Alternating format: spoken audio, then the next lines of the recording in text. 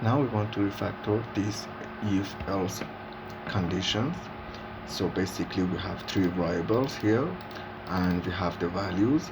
So if one of the variable and value return true, then we want to echo a statement, otherwise echo another statement.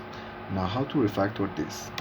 In order to refactor this on PHP Storm, you can simply hold your mouse key and highlight the variables and the values, then simply click on Ctrl Alt M, and this will bring extract function tab, and you can create a function. So name your function. In this case I want to name this as can get gf, for example.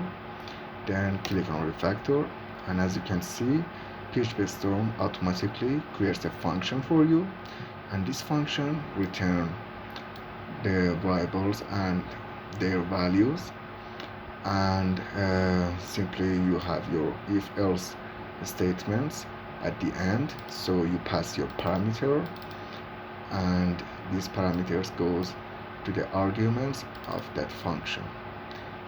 This is how you can refactor your if conditions on PHP.